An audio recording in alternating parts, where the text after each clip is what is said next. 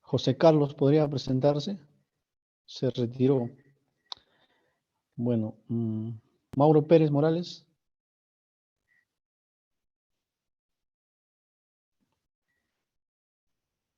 Bueno, Mauro está en el chat, dice buenas noches Hugo y todos. Gracias, Mauro. ¿Quién más está? Leslie Luis Panizo, ¿puedes presentarte, por favor?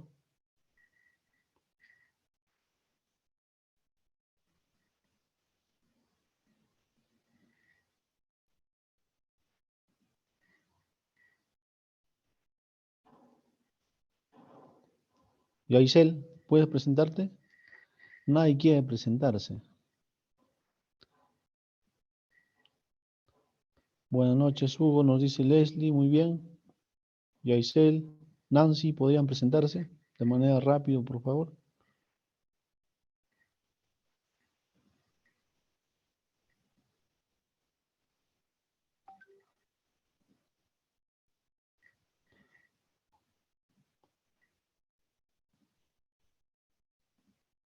Bueno, no se presentan. Debe haber algún inconveniente, pero siempre es bueno enviar un mensaje, ¿no? Como siempre digo en las sesiones que se ha tenido, muchos de nosotros somos parte de las ciencias sociales y algunos somos un poco tímidos y eso debemos romper ese hielo porque si ya lo han visto con Luis, si tenemos esas características no somos buenos para negociación. Así que es clave siempre romper el hielo para poder entrar en procesos de negociación en el marco de los trabajos que se desarrollan en diferentes ámbitos. Bueno, voy a hacer un breve resumen de lo que han hablado con Luis y luego voy a presentar unas diapositivas para ver un poco lo que nos toca hoy día. Han visto con Luis estrategias, conceptos, nociones básicas para negociar y hay términos claves que espero lo hayan considerado y lo apliquen en la práctica. Uno de ellos es, por ejemplo, la negociación en base a intereses, ¿no? Y no en base a posiciones. Y normalmente en el campo se negocia en base a posiciones, en base a discursos, y no lo que se esconde detrás de ese discurso. Entonces, eso es una premisa clave que debemos tener en consideración eh, producto de este curso, ¿no? Y en base a estos intereses implica, como decía Luis Oré, hay que generar afiliación, ¿no? Y generar afiliación no es más que generar redes. Cuando uno negocia tiene que generar redes, tiene que tener aliados estratégicos. Yo no puedo lanzarme directo a una negociación sin conocer a nadie, sin tener aliados estratégicos en el ámbito. Entonces, no se olviden, es importante la afiliación en el marco de la negociación. Y luego viene lo que decía también la escucha activa en todo el proceso. Cuando uno negocia y está pensando en otras cosas, genera una mala negociación y por lo tanto generas distanciamiento en el relacionamiento que tienes con los diversos actores. Puedes negociar face to face, o sea, dos personas, puedes negociar con diferentes actores, en grupos, en organizaciones, y cada uno tiene su particularidad, ¿no? O sea, una escucha activa en una asamblea implica no solamente analizar cómo se expresan los comuneros o comuneras, sino también analizar el lenguaje no verbal, que es importante. También es clave el análisis de los símbolos, ¿no? Porque cada símbolo, algunos que son antropólogos o sociólogos conocen muy bien que tiene un mensaje en el ámbito donde uno interviene. Y por otro lado, esta es clave lo que también hablaron, el resumir, ¿no? En todo proceso de negociación pueden salir diferentes temas. Tú puedes ir con un tema A, pero pueden salir temas B, C, D, I, F, qué sé yo. Es clave resumir, ¿no? Resumir en base a lo que se quiere, a lo que hoy día vamos a ver también un poco del BATNA, lo que nos dice el método Harvard, ¿no? O sea, ¿qué es lo que yo llevo para negociar a la mesa? ¿Qué qué es lo que traen las otras propuestas y cómo resumir eso para no generar un vacío o también no abarcar mucho. Muchas veces vamos a una negociación y abarcamos diferentes temas, ¿no? Y es clave siempre tener ese análisis inductivo, ese análisis de resumen para poder llegar a una negociación exitosa. Porque si no, las negociaciones son conversaciones que en muchos casos no llegan a un acuerdo, en otros casos llega a un acuerdo, pero no, el acuerdo no está relacionado a lo que se quería. Entonces, hay que resumir. Y otro tema clave es el manejo de emociones. En una negociación nos vamos a encontrar con diferentes comportamientos, con diferentes perspectivas de ver la realidad. Para unos el blanco es blanco, para otros el blanco es negro, para otros es azul, como lo han visto con Luis Ore. Es clave el manejo de emociones en los diferentes escenarios. En algunas oportunidades negociamos en escenarios de conflictividad, donde todo el tema de las emociones está muy fuerte, el comportamiento de diferentes grupos de interés.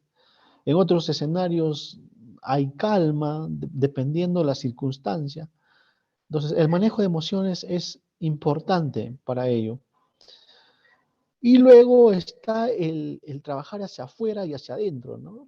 Muchas veces nos preparamos hacia afuera, nos preparamos de cómo tenemos que llevar el libro de actas, de cómo tenemos que generar los acuerdos, pero nos olvidamos hacia adentro, de cómo la institución, el equipo pueda tener un solo mensaje y cómo actuar ante determinados casos, ante determinados comportamientos. Eso nos olvidamos. Vamos pensando en la negociación hacia afuera, pero no hacia adentro de cómo tiene que ir nuestro equipo.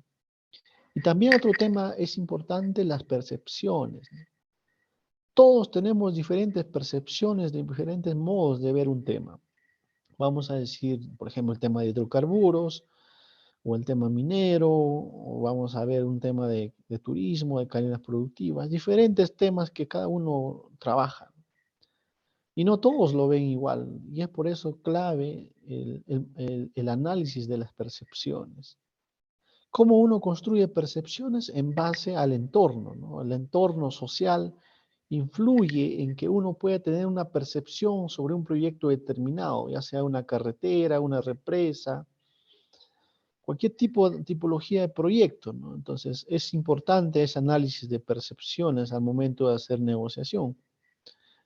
Y luego está el generar valor. Eso finalmente, hay que generar valor en lo que hacemos. Cuando uno negocia no puede estar en competencia, ¿no? Y siempre tenemos que buscar esa generación de valor en el marco de ganar, ganar. Es difícil, sí es difícil, pero hay que pensar en esa retribución del ganar, ganar.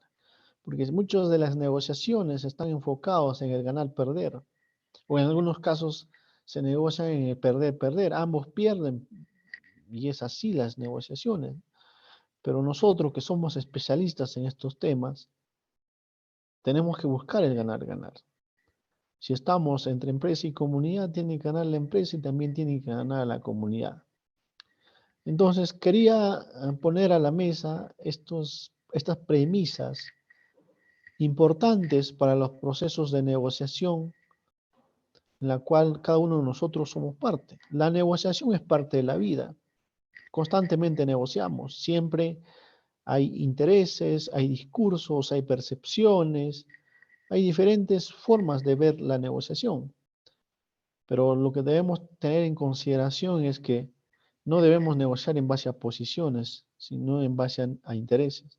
Y tenemos que ver una negociación que genere valor compartido, que esté en un marco de sentido de pertenencia y que también esté en un marco de afiliación. Dicho esto, iniciamos ahora con la presentación. Por favor, Nancy, si me apoyas en compartir la diapositiva para iniciar con lo que nos toca hoy, vamos a ver casos de negociación. ¿Sí? Entonces, Nancy, por favor, ¿estás ahí? Buenas noches, antropólogo Hugo. Buenas noches con los demás. Sí, seguida proyecto del trabajo. Muchas gracias.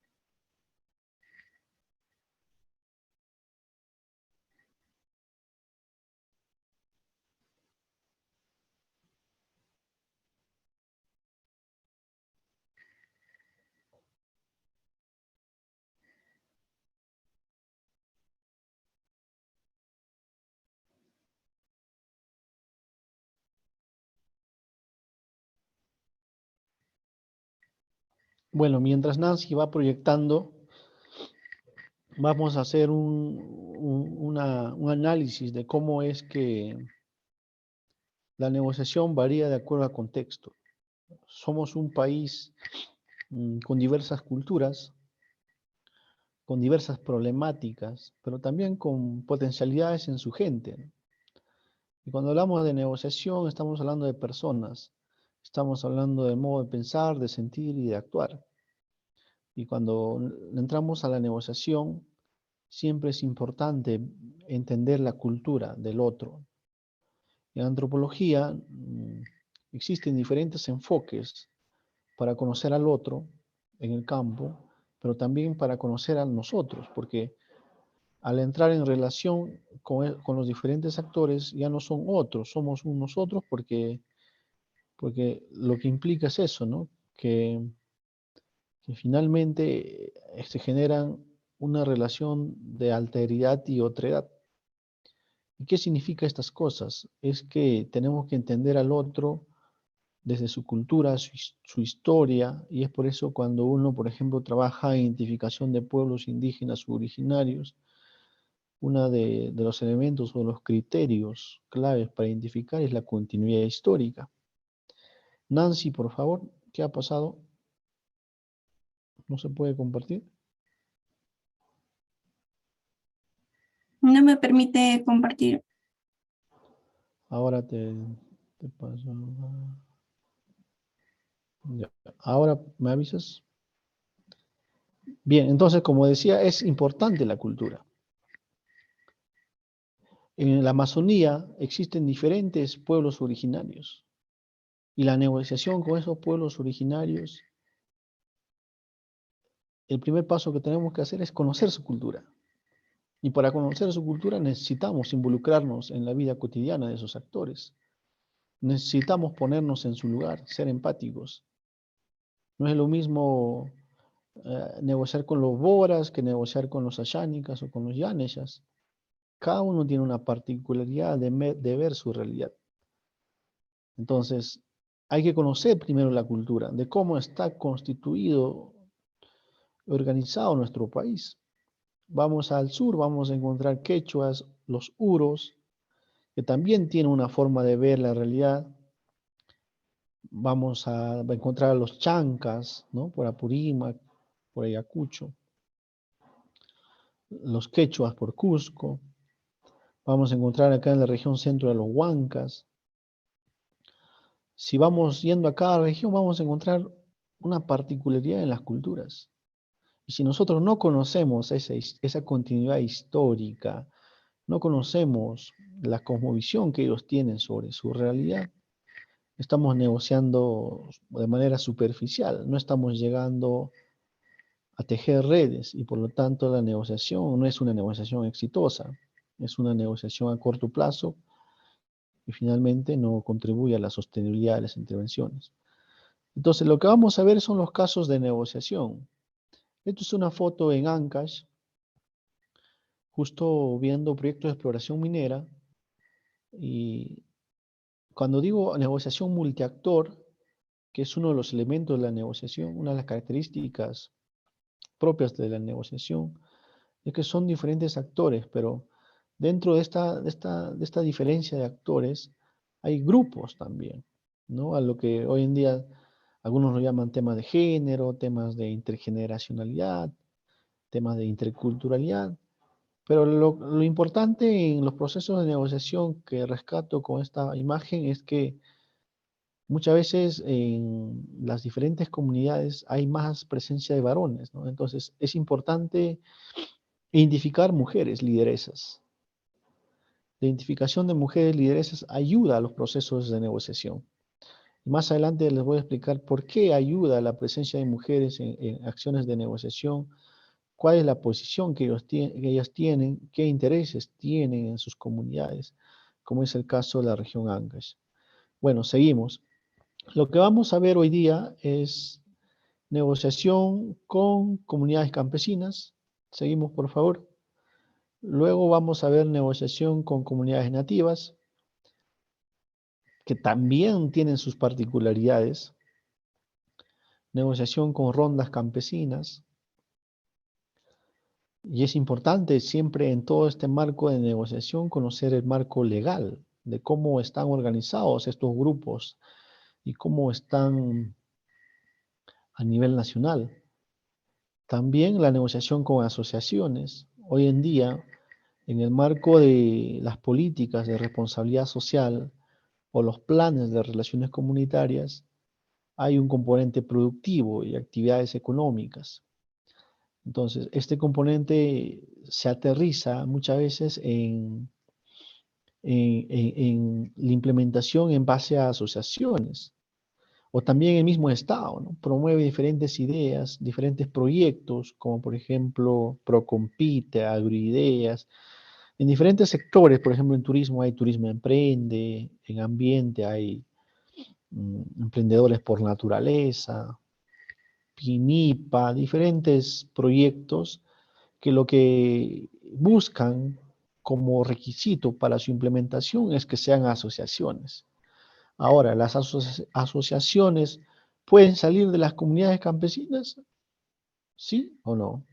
¿Pueden salir de las comunidades nativas? ¿Sí o no? Sí.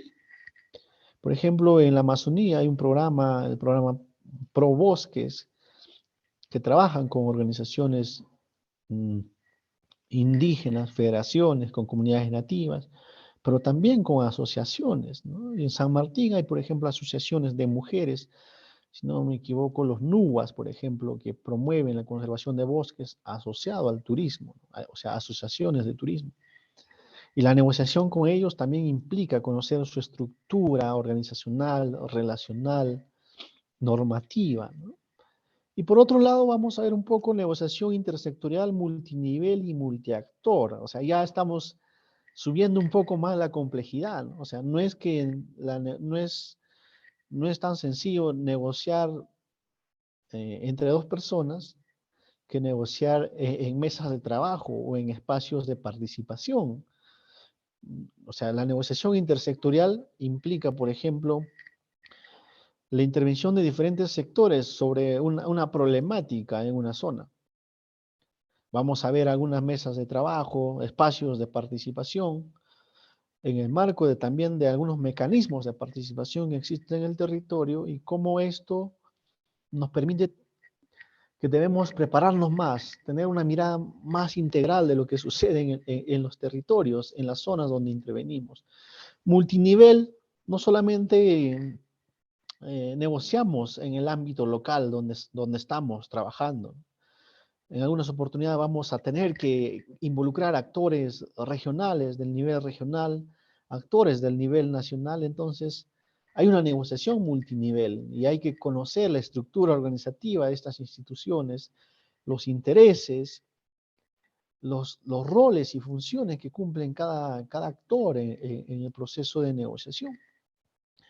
Y la negociación multiactor es una negociación más compleja, porque su nombre mismo lo dice, multiactor. Vas a encontrar actores desde instituciones públicas, instituciones privadas, incluso la misma iglesia está presente en muchos procesos de negociación, en situaciones de conflicto.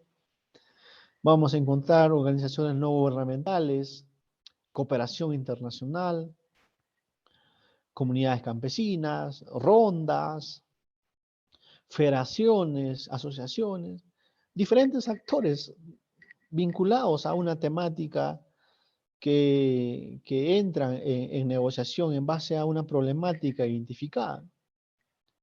Entonces vamos a ver eso hoy día y luego vamos a ver las conclusiones y recomendaciones para cerrar. Aquí les muestro una imagen en la región Amazonas, esto es en una comunidad de la provincia de Chachapoyas, donde una de mis funciones era pues un trabajo antropológico de ver, identificar pueblos indígenas u originarios, pero había un tema clave aquí que teníamos que negociar para generar información. Y algunos de ustedes saben que cuando uno trabaja la identificación de pueblos indígenas existen criterios. Y uno de los aspectos que siempre rescato en mi labor en campo es la observación participante. Como decía en un inicio, para negociar en base a los intereses, en base a generar un sentido de pertenencia, necesitamos involucrarnos en las realidades. Si no nos involucramos, vamos a tener una mirada superficial de lo que sucede en el entorno. Cuando uno genera una negociación, por ejemplo, un convenio, un acuerdo de cooperación interinstitucional, ¿cuál es el primer paso?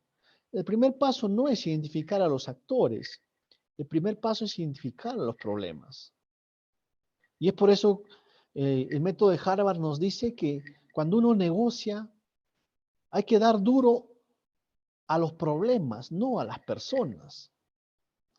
Ojo, eso es un tema clave, aparte de negociar en base a intereses y no en base a posiciones. Entonces, lo que les muestro en esta experiencia de negociación en el marco de la identificación de pueblos originarios en la región Amazonas es que hay que involucrarse en la realidad. Yo no puedo llegar a una negociación sin conocer el entorno, sin conocer el contexto sociopolítico, las formas de organización, las relaciones sociales que se establecen en un entorno. Tengo que conocer eso. Esto, por ejemplo, es una faena comunal. Y para mí las faenas comunales son espacios importantes para identificar el comportamiento de las personas, para generar confianza, para tejer redes. Y cuando uno participa en una faena, tiene que involucrarse en las actividades. Y cuando hablamos de, por ejemplo, de comunidades campesinas, muchas de las comunidades campesinas en el país aún promueven faenas en base a las necesidades que tienen, producto de un acuerdo en asambleas comunales.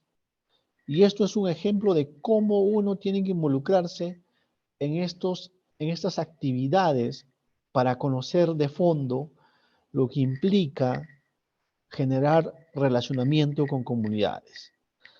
Bueno, seguimos, entramos a ver el tema de comunidades campesinas. Voy a hablar un poco del marco normativo.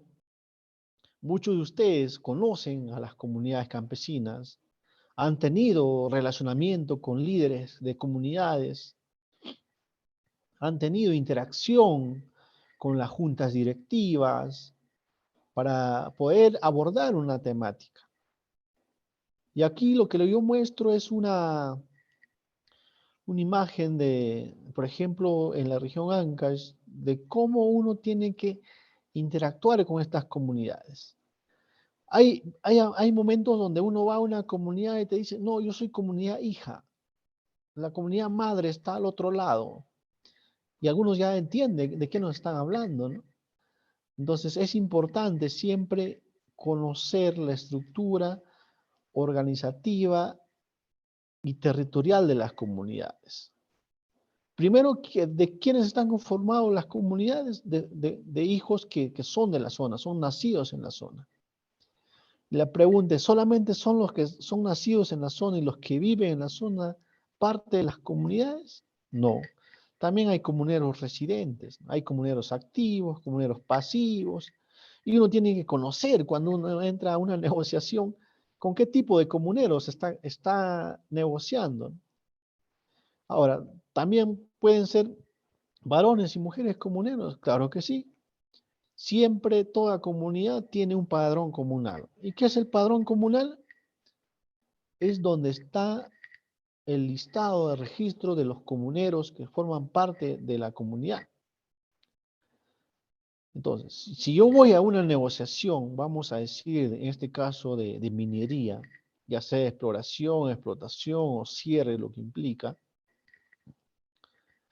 no solo tengo que abordar la negociación o la confianza con la junta directiva, y es uno de los errores que tienen muchos relacionistas comunitarios, ¿no?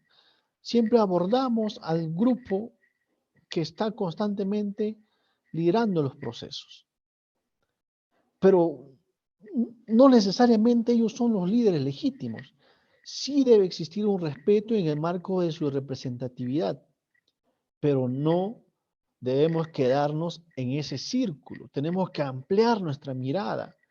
Y ahí viene la importancia de tener en nuestra mano el padrón comunal, para saber cuántas personas son, cuántos son varones, cuántos son mujeres, cuántos son jóvenes, cuántos son adultos, cuántos ya tienen una edad avanzada. Y cada uno tiene una particularidad en la toma de decisiones de su comunidad. Cuando uno va, por ejemplo, a una asamblea comunal, que es el espacio máximo para la toma de decisiones en una comunidad, tengo que saber qué tipo de actores están en esa asamblea comunal. Y un primer paso es tener el padrón comunal. Ojo, el padrón comunal no es un mapeo de actores. Es una primera mirada de conocer de cómo está integrado esa comunidad. Pero no nos está diciendo los intereses que tiene, las necesidades que tiene, la posición, las aspiraciones. No nos está diciendo eso el padrón comunal. Entonces, un elemento clave antes de la negociación con comunidades campesinas es conocer de cómo está organizada esa comunidad, de quiénes está integrado esa comunidad. Seguimos, por favor. Eso es como punto de partida para poder negociar con comunidades campesinas. Otro elemento clave es conocer los derechos de los comuneros. ¿Cuáles son los derechos? ¿Cuáles son que están enmarcados en los roles y funciones de su comunidad? Las comunidades tienen bienes, sí, tienen bienes. ¿Y esos bienes pueden hacer uso de los comuneros? Sí, claro. Los comuneros pueden ser elegidos y elegir. También hay un proceso democrático de elegir a un presidente de la comunidad. No es que yo digo, quiero ser presidente y directo soy presidente. Hay un proceso democrático. Hay elecciones. Hay participación con voz y voto de los comuneros calificados. Pero sí, también hay comuneros que no tienen voz, no tienen voto. Y cuando uno negocia, tiene que conocer el padrón comunal y quiénes son los que tienen voz y voto. ¿Por qué? Porque la negociación que uno va llevando un proyecto o algún tipo de iniciativa, tiene que saber, pues, cuánto de voto necesita para aprobar ese proyecto. Normalmente en las comunidades es el 50 más 1, o sea, más de la mitad.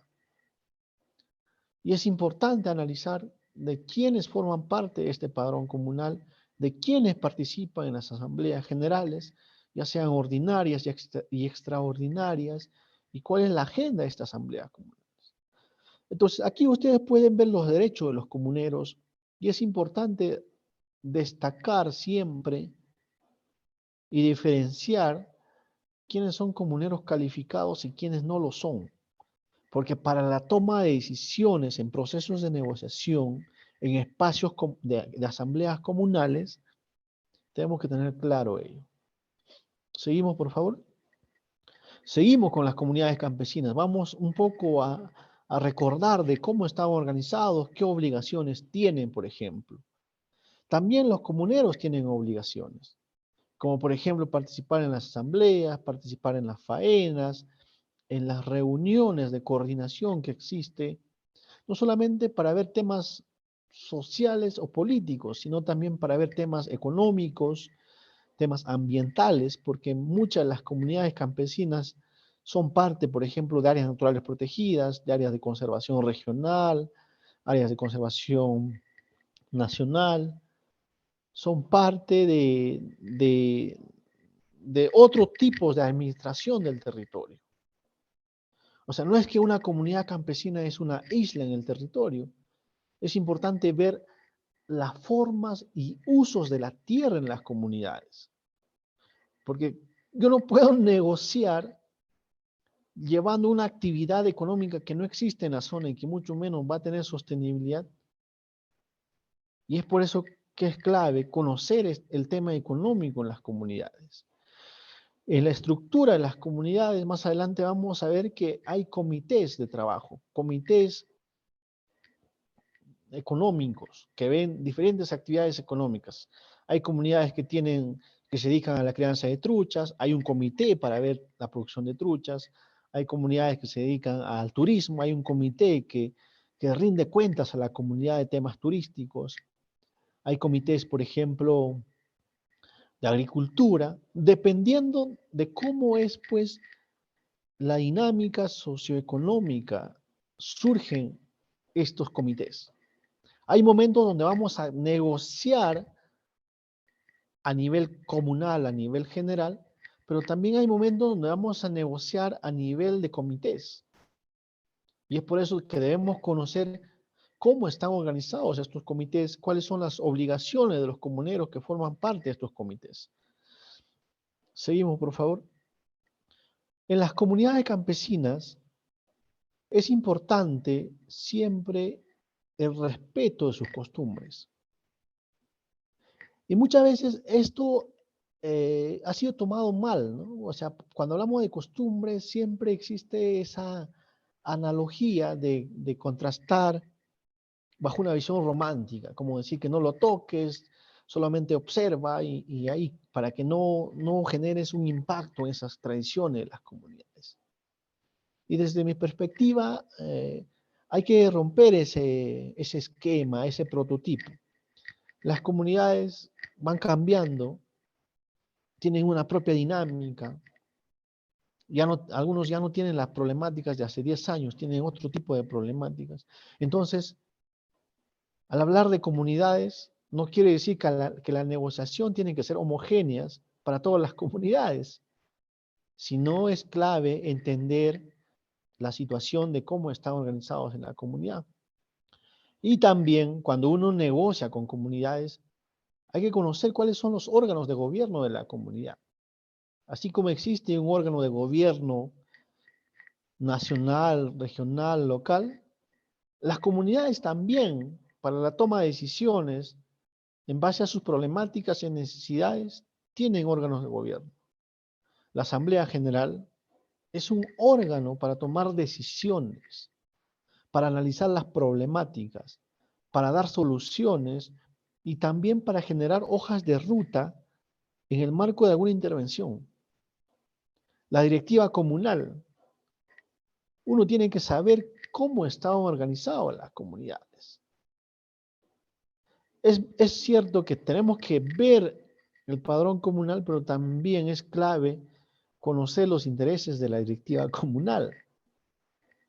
Vamos a ver en algunas oportunidades que la directiva comunal persigue un interés, tiene un plan de trabajo y la comunidad tiene otro. ¿Y cómo negociar en esa diversidad de intereses?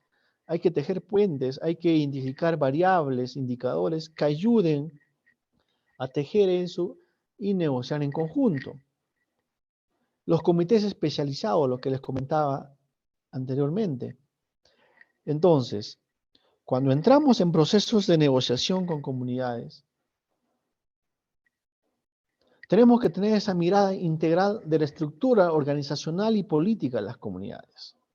Si no tenemos esa mirada, ese análisis fino de cómo están organizadas las comunidades, no vamos a tener una negociación exitosa. ¿Por qué? Porque nuestra mirada es parcial, estamos viendo solamente una parte de la estructura organizativa, de la toma de decisiones. Y cuando hablamos de la asamblea, que es un órgano importante, hay que entender siempre cuál es la agenda de las comunidades. Hay momentos donde uno va a negociar en asambleas. Nos dicen, ¿sabes qué, señor Hugo? Nos parece interesante la propuesta que tienes de tu proyecto, pero nos gustaría invitarte a la Asamblea General, que lo vamos a tener el domingo a las 5 de la tarde. Te vamos a poner en la agenda. Eso de poner en la agenda ya es un paso importante que estamos dando. He visto experiencias donde relacionistas comunitarios ingresan a las asambleas sin estar parte de la agenda. Ya se imaginan lo que pasa ahí. Muchos son votados, son insultados, no son parte de lo que sucede en la toma de decisiones. ¿Por qué? Porque no existe un antes de respeto a lo que ocurre en las asambleas, a lo que ocurre en la etapa preparatoria, de convocatoria y de organización. Entonces es importante conocer la agenda. Siempre cuando uno va a una asamblea, hay una agenda. Hay un secretario de actas que está escribiendo el acta y ahí tiene que estar la participación del proyecto de Hugo Álvaro para poder ver si va o no va. ¿Va el proyecto de exploración o no va? ¿Qué dice mi comunidad? Entonces uno tiene que entrar preparándose. Para negociar hay que prepararse. Hay que ver las condiciones. Yo no puedo entrar a una negociación en un escenario de alto riesgo, por ejemplo. No puedo entrar a una negociación sin haber identificado a los líderes legítimos de la comunidad, a quienes son los que influyen más en la comunidad, a quienes son los que hablan más, tienen mayor influencia, mayor poder en la comunidad. Y eso se tiene que hacer un análisis previo con aliados estratégicos en la comunidad. Entonces, cuando uno va a una asamblea, no olvidemos siempre de que tenemos que negociar en base a una posición clara y en base a intereses. Aquí les muestro una imagen, por ejemplo, el segundo es una imagen en Espinar, en el ámbito del proyecto Antapacay. En el 2017 estuve por ese lugar desarrollando un trabajo de el rol de las mujeres en los conflictos mineros. Entonces yo tenía que participar en las asambleas para presentar cuál era el objetivo de mi trabajo, para lograr la aceptación de que se logre la viabilidad en la ejecución del trabajo. Entonces, ¿con quién tengo que coordinar previamente para entrar a esa asamblea? Tengo que coordinar con la junta directiva de la comunidad. Si por el tiempo puedo llegar un poco tarde, pero puede poner en otras agendas, en la agenda en otros puntos. Y finalmente tienes que respetar siempre ese espacio. Hay comunidades de 3.000 comuneros. Y se imaginan ustedes participar en un espacio de negociación donde se encuentran 3.000 comuneros y donde levanten la mano y digan, yo sí estoy de acuerdo con tu proyecto. El 50+1 decide.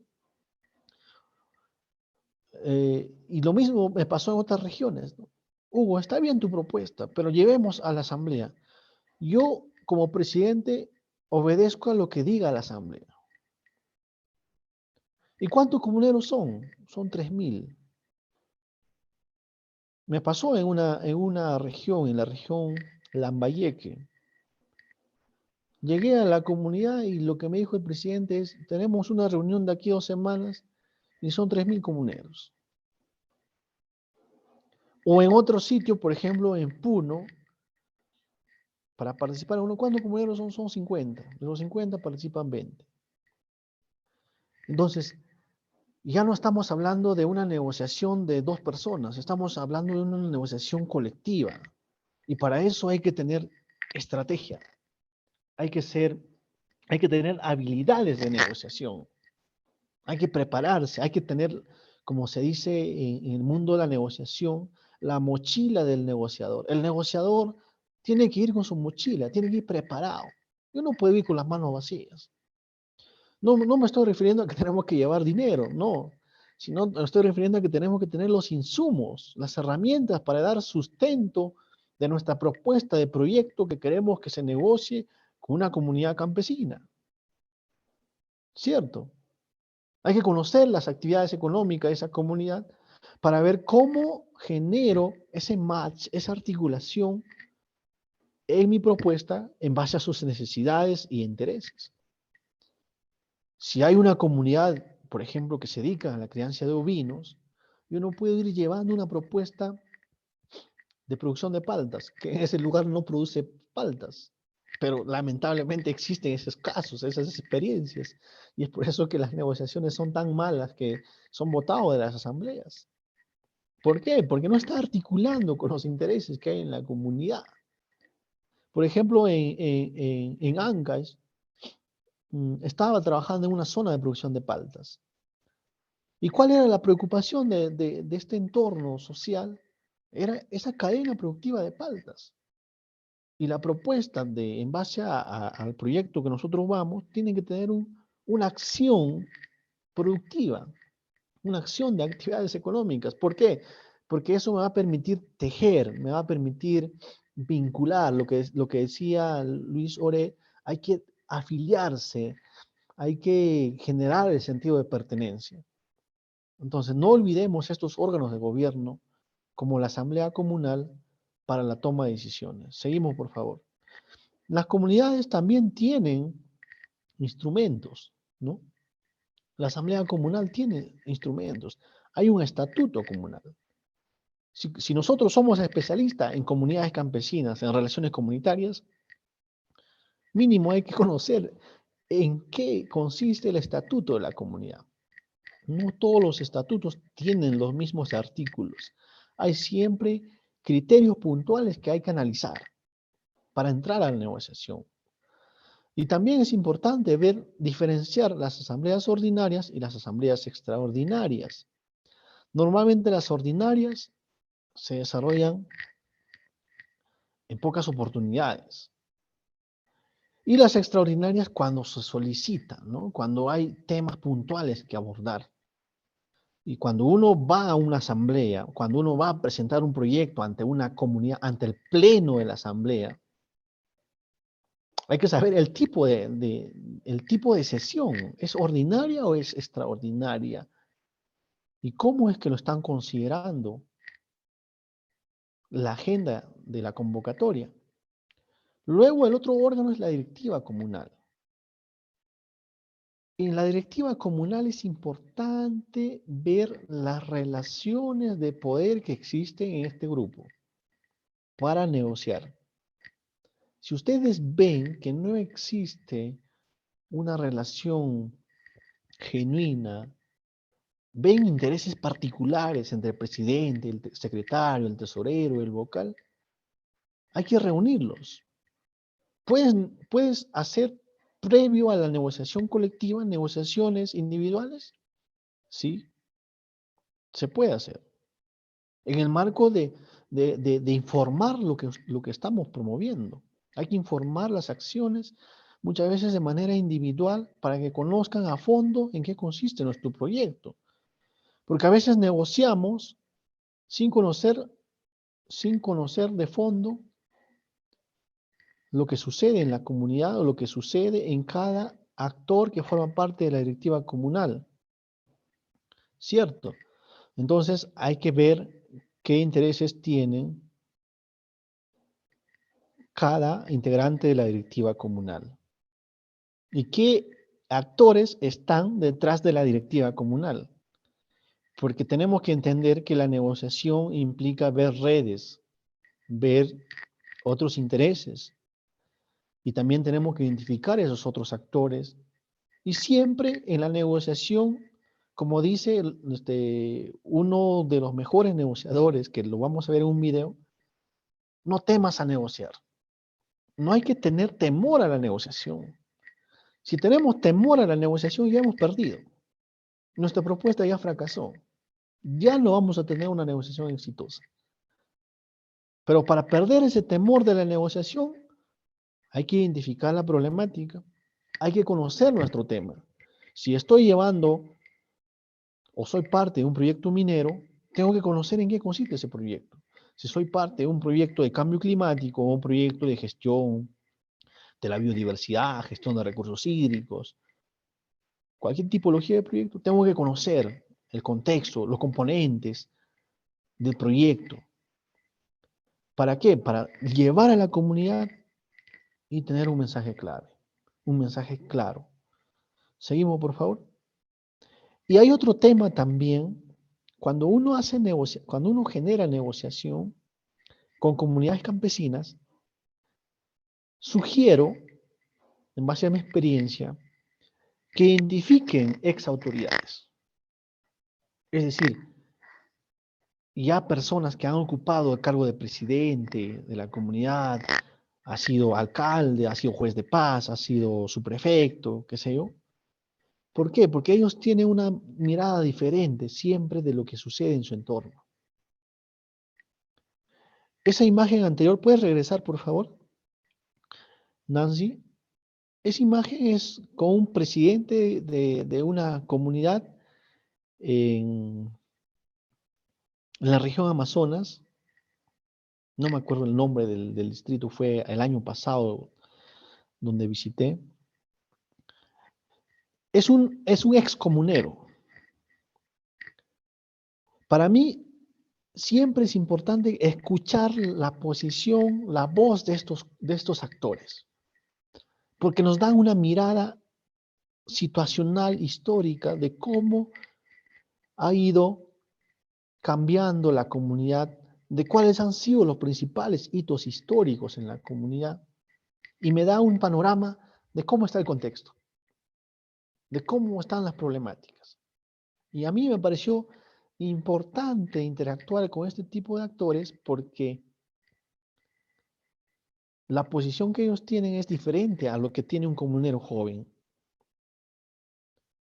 Y cuando uno genera una alianza de esas posiciones, vas a tener una mejor forma de negociación porque ya estás preparándote para el espacio clave. Entonces, no olvidemos de identificar ex autoridades. Sé que pueden ser buenos y malos, pero es importante conocer su percepción de su comunidad. Eso yo les digo en base a mi experiencia en diferentes comunidades en el país. Vengo trabajando en más de 20 regiones hasta el momento, con comunidades campesinas, con comunidades nativas, con asociaciones, con cooperativas. Y una de las lecciones aprendidas es que tengo que ir siempre más allá de lo que estoy buscando. Y el ir más allá de lo que estás buscando es donde es parte de la estrategia. Y no tener una mirada cuadriculada a lo que sucede en el entorno. Siempre ir más allá de lo que estamos buscando. Y es por eso les menciono esta experiencia de identificar ex autoridades, para tener la mirada más integral en el marco de la negociación. ¿Seguimos? Y como decía, el otro elemento clave o organización clave o subgrupo en las comunidades es los comités especializados. Y los comités especializados también forman parte de los estatutos de las comunidades. Son órganos consultivos, en algunos casos son de asesoría puntual o también de ejecución de actividades concretas. Conozco comunidades que cuando ingresa un proyecto generan comités para implementar actividades puntuales. Sobre todo pasa esto en proyectos grandes, en megaproyectos, en represas, en minería, en hidrocarburos. Generan comités. Hay comités de vigilancia participativa, por ejemplo. Hay comités de actividades productivas como agricultura, pesca, turismo, agricultura dependiendo del tipo de producto o cadena productiva que hay en la zona. Y cuando uno elabora un plan de relaciones comunitarias, no debemos olvidar de estos comités. Si en el plan de relaciones comunitarias nos hemos olvidado de estos comités especializados, nuestra propuesta es superficial. ¿Por qué? Porque donde se logra la dinámica, donde se generan los productos, donde se generan los resultados, es decir, donde hay operatividad, es en estos comités. Y son ellos actores claves para negociar. Yo puedo ir a una asamblea a hablar de producción de alguna cadena productiva.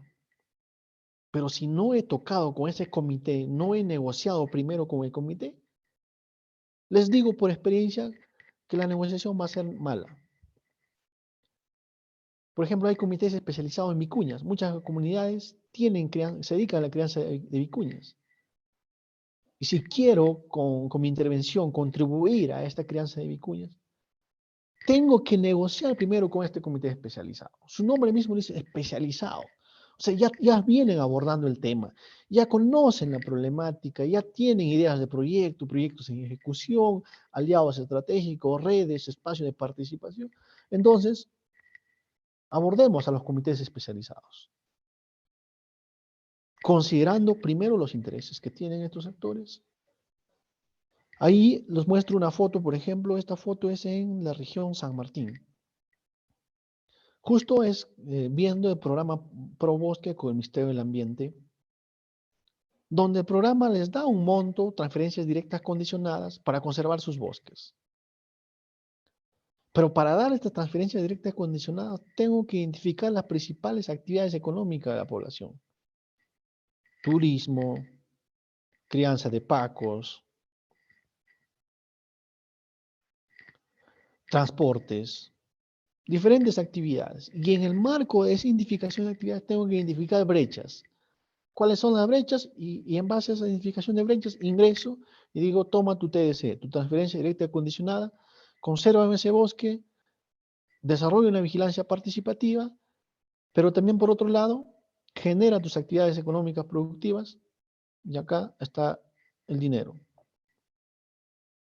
Entonces, no es que yo voy y les doy el dinero, lo que ha pasado en algunos casos de algunas regiones, porque este programa está en más de 9 regiones, es de que comunidades nativas, en este caso son comunidades nativas, ¿no? Toma el dinero y viene a supervisar dónde está el dinero. Se acabó en el aniversario de la comunidad. ¿Y eso es buena o mala negociación? Es una mala negociación porque no estás teniendo resultado de sostenibilidad, de impacto y de intervención. Y por lo tanto podremos decir que un ganar-perder, pierde el proyecto, gana la comunidad viéndole desde alguna arista, pero también pierde la comunidad. ¿Por qué? Porque no está aprovechando los recursos necesarios que genera el Estado a través de alguna cooperación internacional para conservar los bosques.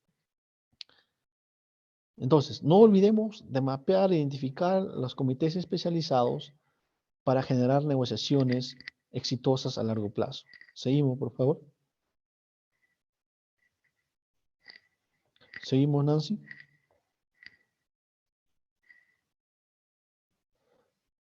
Bueno, antes de entrar a las comunidades nativas o a las rondas, vamos a ver un video que dice no temas negociar. Puedes poner la anterior, puedes poner clic ahí en la diapositiva o no te sale, Nancy.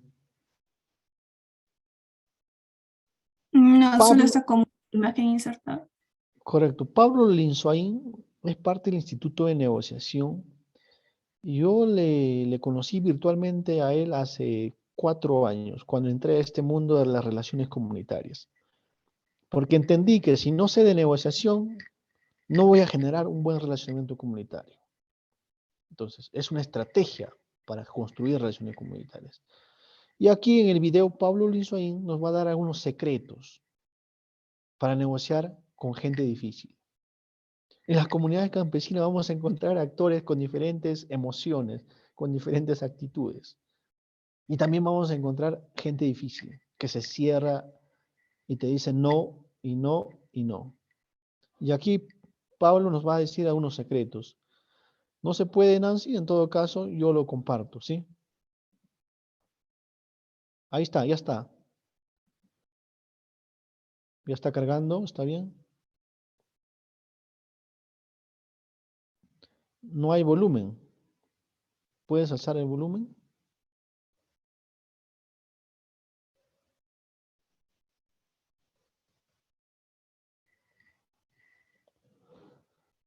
Nancy, ¿puedes alzar el volumen?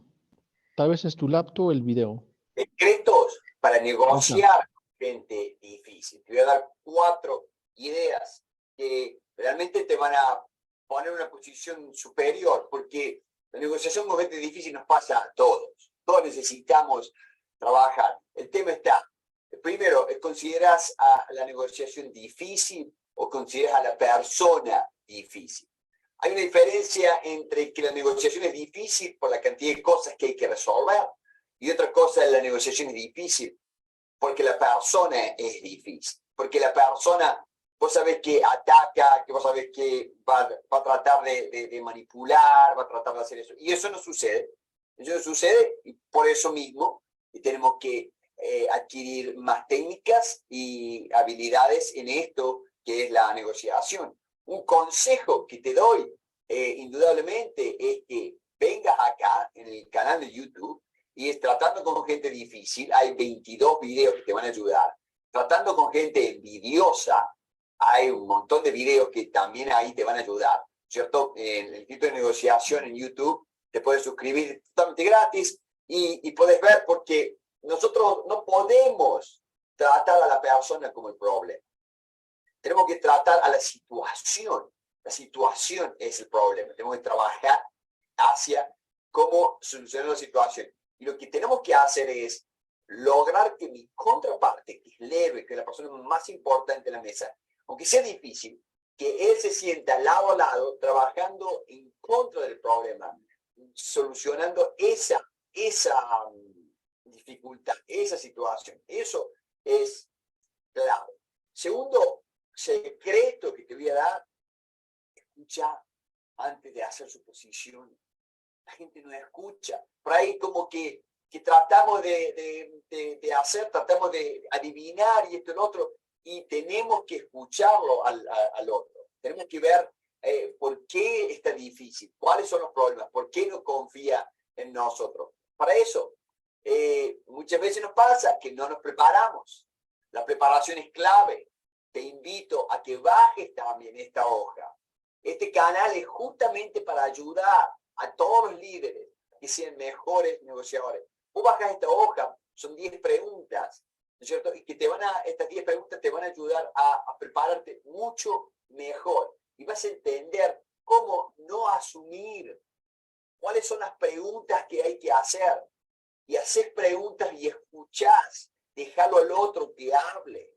Y si te dice, yo te odio, Pablo, porque vos, bueno, comentame más, explícame más, quiero entender más. No, porque, bueno, a ver, explícame, ayúdame a entender más, sin que te falten respeto o sin que vos le falte el respeto. Es clave que entendamos, que veamos, que nos preparemos. La gente que no se prepara y no obtiene los resultados que desea. Tenemos que ser ambiciosos en los resultados que deseamos. Y la preparación, mira, acá tengo la hoja. Esto está en todos lados. Esta hojita de preparación son 10 preguntas que me ayudan y anoto atrás las preguntas, las cosas que yo quiero preguntar, que yo quiero, y escucho, no asumo. Uno de los principales errores de la gente es asumir e ir no preparado. Van y el que no va preparado no tiene opciones de mutuo beneficio, no tiene táctica, no tiene estrategia, no tiene nada. Entonces ahí sí, que no solo es difícil, sino le estás haciendo perder tiempo a una persona difícil y se va a poner más difícil. Bueno, explora intereses. Explora intereses que sean para ambos.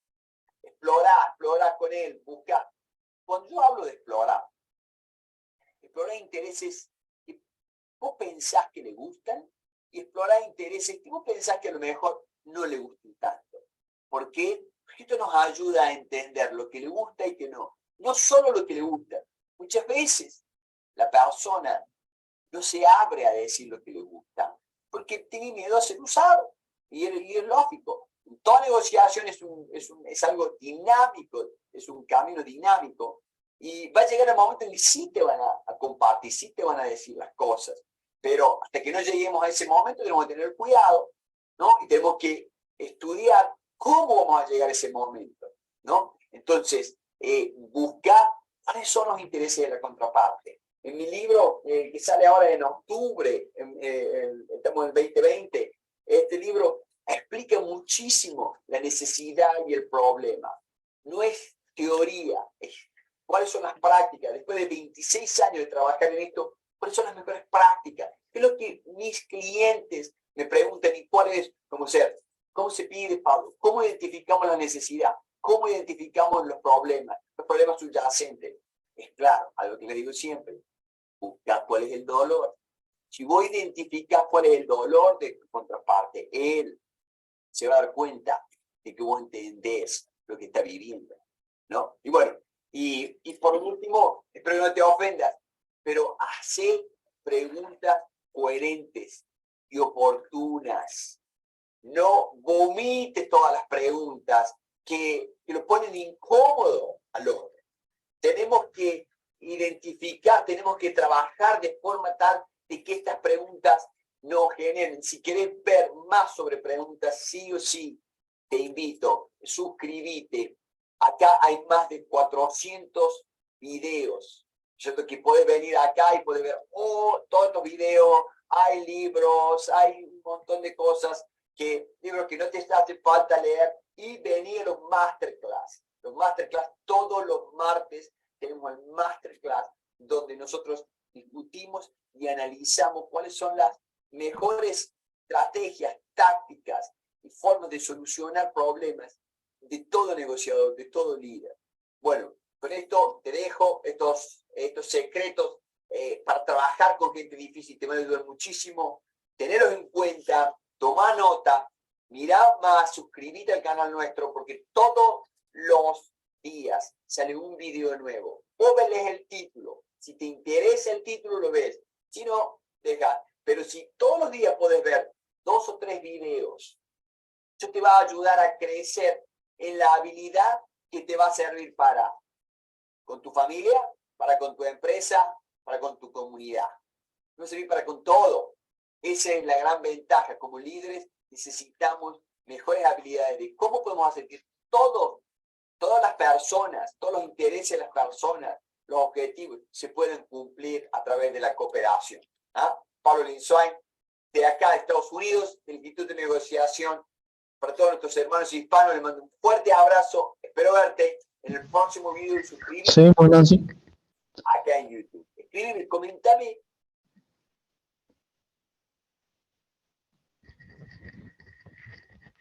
Bueno, han visto un video de que les comentaba de Pablo, y en realidad tienen varios videos. Yo les sugiero se suscriban a su canal de YouTube. También tienen clases los martes, si no me equivoco, todos los martes son clases colegiadas para ver negociación en temas puntuales. Y lo que se rescata de Pablo es que, como les decía, si tú quieres negociar, tienes que prepararte. Ese es el primer paso, la preparación.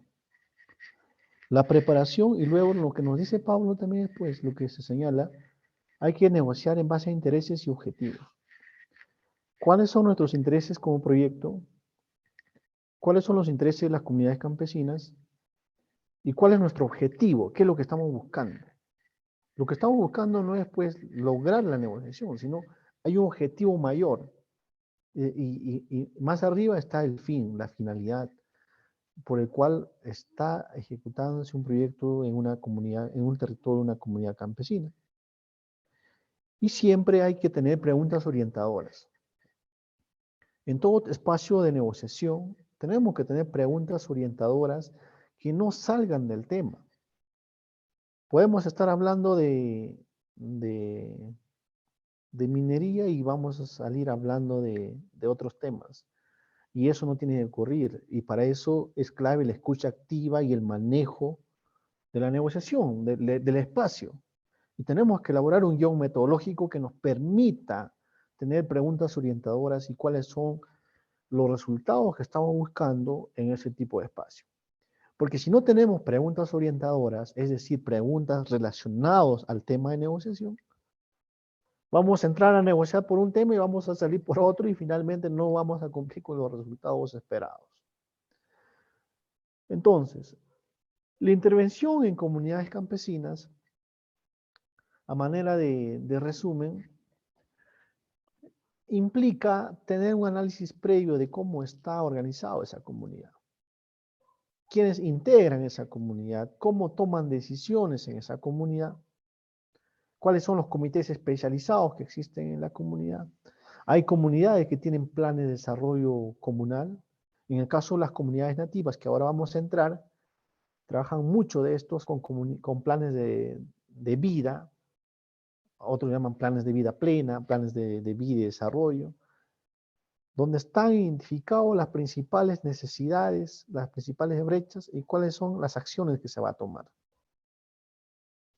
Entonces, nuevamente retomando con las comunidades campesinas, hay que ir más allá de las juntas directivas, más allá del presidente de la comunidad, sino ver el entorno, ver los otros actores claves que existen en las comunidades y siempre tener una comunicación oportuna. Si yo quiero negociar el día viernes que viene, yo no puedo coordinar un jueves para decir tal fecha vamos a tener una reunión en su comunidad y por favor sugiero que invites a los miembros de su junta directiva o a comuneros líderes de su comunidad. Lamentablemente existen ese tipo de experiencias, ¿no? Que van a la comunidad y quieren que la comunidad le responda, le firme el acta y que diga, sí, estamos a favor del proyecto. Y ahí vienen los conflictos, muchas veces presionas a la comunidad para que firme el acta y digas que sí, pues hubo una negociación genuina, una negociación plena, una negociación objetiva, y cuando en realidad no hay eso. Diferentes proyectos en el país generan esas malas prácticas. Y es por eso que tenemos diferentes conflictos socioambientales, sociales, en todo el ámbito de nuestro país, ya sea amazónico, andino, en la costa, en cualquier tipo de ecosistema. ¿Por qué? Porque las negociaciones que se han hecho para implementar algún tipo de proyecto han sido negociaciones malas, negociaciones sin informar, sin convocar, sin conocer la realidad, sin tener las habilidades necesarias para entrar en las comunidades campesinas. Y es por eso lo que vemos son proyectos que no tienen sostenibilidad, proyectos que constantemente tienen problemas. ¿Por qué? Porque las negociaciones que se hacen en todo el proceso no son negociaciones estratégicas y mucho menos cuando hablamos de comunidades campesinas, negociaciones interculturales, que es otro enfoque clave para entrar en estos tipos de territorios que tienen potencialidades para abordar diferentes temáticas. Ahora entramos con comunidades nativas. Algunos de ustedes han tenido oportunidad de interactuar con comunidades nativas y han visto pues que también tienen sus particularidades. Mi primera negociación o intervención en comunidades nativas es esta foto. En esta foto yo tenía 21 años, 20, 21 años, cuando estaba en los últimos años de la universidad. Y me enviaron a una comunidad nativa Yanesha, ¿no? En Cerro de Pasco. Cerro de Pasco no solo es andino, montaña, también tiene territorio amazónico. Y el trabajo fue hacer un diagnóstico socioeconómico en esta comunidad Yanesha. Entonces, lo primero que tenemos que entender también es la estructura organizativa de las comunidades. En las comunidades, al líder, ¿cómo lo llaman? Lo llaman APU, ¿no? Dicen, Hugo, primero para que converses con nosotros, o sea, con toda la comunidad o con lo que deseas, hay que conversar con el APU. Pero no necesariamente en algunos casos sucede esto de conversar con el APU. En otras regiones me pasó que no tenía que conversar primero con el APU, sino tenía que conversar con el presidente de la Federación Nativa XY. Si yo no entraba por el presidente de la Federación Nativa, ya sea AIDESEP o EPIAP, todas las organizaciones indígenas que existen en nuestro país, simplemente la comunidad no me abría las puertas. Entonces, estamos viendo otra forma de organización, de relacionamiento que tenemos que abordar en las comunidades nativas, que en algunos casos son pueblos indígenas o originarios. No es que yo voy a la comunidad y, como repito, en el caso de las comunidades campesinas, también sucede en las comunidades nativas, llevando un proyecto que yo voy y firmen el acta y ya está la negociación, ¿no? Hay que conocer la dinámica socioeconómica de las comunidades nativas. También hay un marco normativo, la Ley de Comunidades Nativas, donde existen estos criterios de quiénes son comunidades nativas, en qué momento el Estado les reconoce la existencia legal, la personalidad jurídica de estas comunidades, cuáles son los grupos también, cómo es la tenencia de la tierra. Por ejemplo, cuando trabajé el tema de cadenas productivas con algunas comunidades nativas en la región Huánuco, Amazonas, Ucayali y Loreto, he visto pues que hay esta estructura que debemos siempre considerar en la representación en las federaciones. Hay federaciones que engloban 10 a 15 comunidades nativas. Y cuando uno quiere entrar a negociar con estas comunidades, dicen, no, primero toquemos la puerta a la federación que representa a esta comunidad. Y las federaciones tienen su estructura organizativa, tienen sus líneas de acción de proyectos, tienen cooperación internacional, tienen asesoría jurídica, asesoría en temas legales, temas económicos. Y uno tiene que ver siempre el nivel de cómo tiene que negociar, o sea, el nivel de preparación. O sea, ya no estás negociando con un líder que no necesariamente tal vez no tuvo sus estudios. Estás negociando con gente que tiene doctorado, que representan a las comunidades nativas, gente que tiene maestría en Europa, en Estados Unidos. Entonces, no podemos pensar en negociación con este tipo de organizaciones, una negociación vaga, en una negociación sin base. Hay que prepararse para entrar a estos tipos de actores, conocer su estructura organizativa, y un elemento clave en la negociación con comunidades nativas es el idioma. Y es por eso que siempre cuando entro a procesos de negociación, de diálogo con estos tipos de actores, yo trato de estar con un facilitador local. Por ejemplo, cuando estuve trabajando en Huánuco, Huánuco también tiene Amazonía, en Cobo de Posuso, que también existen diferentes asociaciones de las comunidades nativas, lo que se tenía que ver es pues el idioma.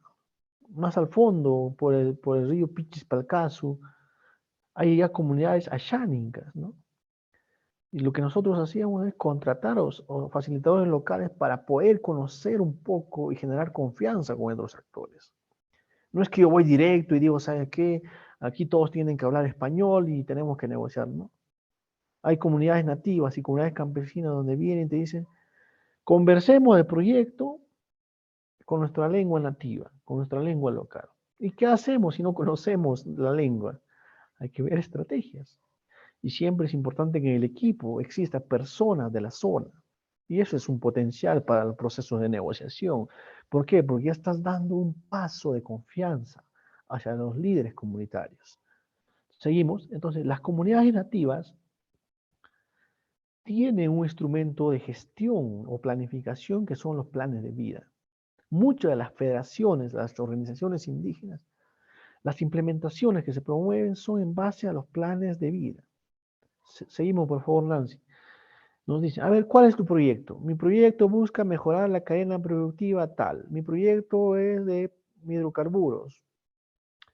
Ya, mira, acá está el plan de vida. Dime en cuál de estos componentes vas a ayudar a la comunidad. Ya sea social, temas de identidad cultural, temas de relaciones sociales, de salud, de educación. ¿Cuál de tus proyectos nos vas a apoyar? Y si usted acepta, pues vamos a analizar si el proyecto va o no. Entonces, aparte de ver el plan de vida, hay que ver el uso de la tierra. ¿Cuál es el uso que da la tierra? ¿Qué uso dan a esa tierra? ¿Cómo están dividido? ¿Cómo está la tenencia de la tierra? ¿Es comunitario? ¿Hay personas individuales? ¿Hay terceros? ¿Hay problemas de deslinde de titulación de tierra? Entonces hay que analizar esos factores para entrar a analizar para entrar con nuestro proyecto de intervención. Acá yo les muestro una foto de producción de cacao, por ejemplo. Esta foto es justo en Huánuco, ¿no? Entre Huánuco y Ucayali. Entonces, tengo que ir a campo, conocer las preocupaciones que tienen estos actores en base a esa producción de cacao. Yo puedo entrar a internet, averiguar cuáles son las principales problemáticas del cacao en el país o en alguna región. El internet me arroja información, pero no información de primera mano, no información primaria, y para eso hay que hacer trabajo de campo. La negociación sin trabajo de campo es una negociación no exitosa. Es importante ir al lugar de los hechos para conocer esas percepciones, conocer las preocupaciones que tienen los actores de las comunidades nativas o de algún tipo de organización. Yo estoy ahí en esa foto aplicando una entrevista y los actores están en su cotidianidad, están sacando la pulpa de cacao en el marco de la cosecha. Y estando ahí directamente genero confianza, conozco la problemática, estoy in situ. Y la negociación, cuando quiero hacer a nivel de cooperativa, de asociación, de comunidad, voy a estar preparado. ¿Por qué? Porque sé las necesidades que tiene esa comunidad, los intereses, y voy a ir para buscar una negociación exitosa. ¿Seguimos? Entonces, tanto comunidades campesinas, comunidades nativas, esto es parte de la ley donde habla de la promoción agraria, seguimos. Muchas de las comunidades, por ejemplo, tienen acciones de manejo forestal.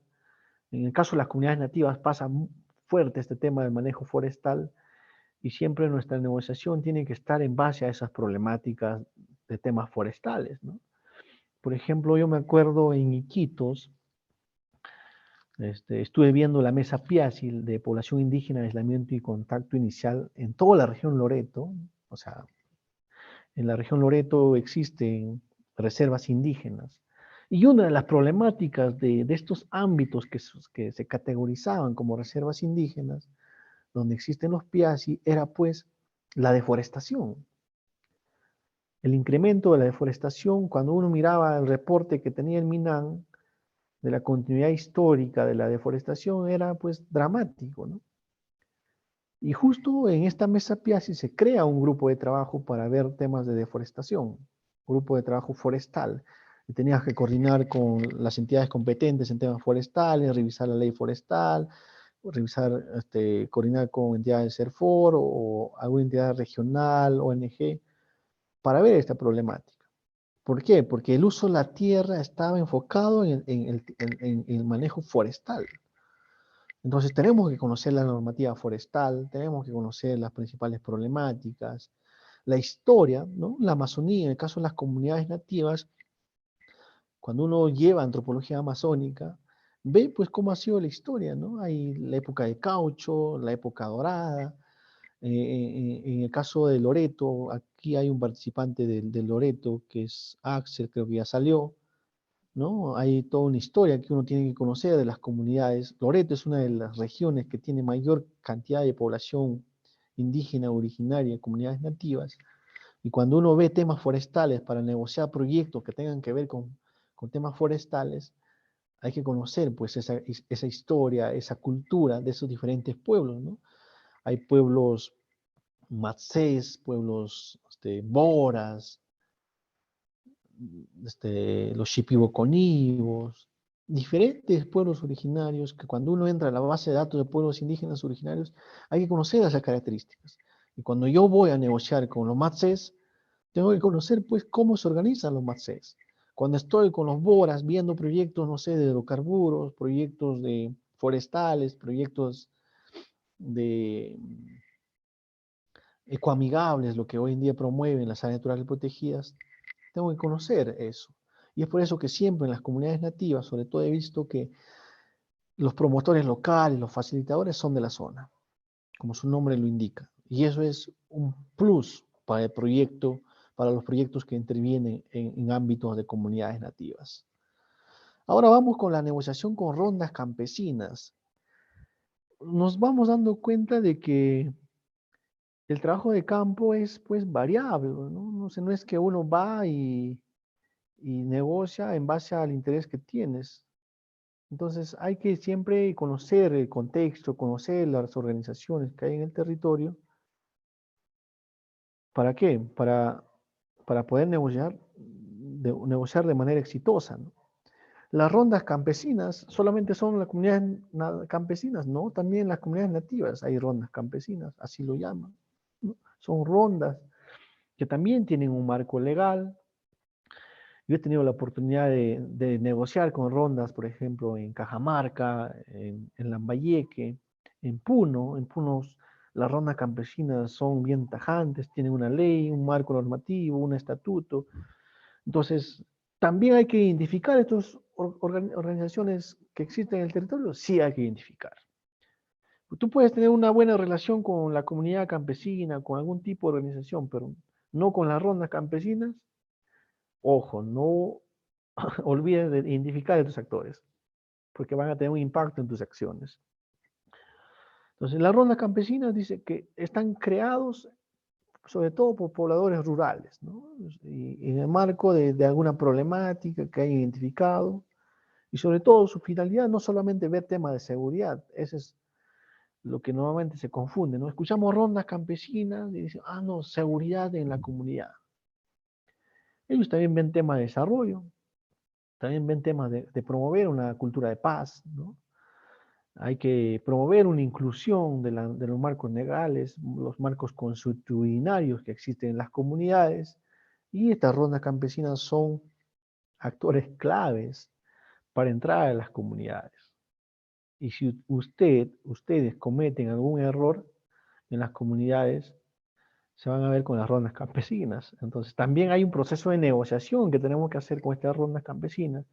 He visto rondas campesinas que muchas veces están en el ingreso de las comunidades y te dicen, a ver señor, usted aquí está entrando a la comunidad, ¿cuáles son sus objetivos? ¿Con qué intención está ingresando a esta comunidad? Muéstrenme sus papeles y sus permisos. Señor, yo no sabía que acá había ronda campesina. Bueno, tenemos que conversar, pues. Conversar con esas rondas, qué intereses tienen, cuál es la posición del proyecto tal, qué acciones vienen desarrollando, cómo están organizados. Por ejemplo, esa foto es en Lambayeque, ¿no? Donde he tenido que conversar con el presidente de Ronda Campesina, con el presidente de la comunidad campesina, y negociar nuestros intereses en el marco de un proyecto. Entonces, también es importante, nuevamente repito, escuchar la posición de las mujeres.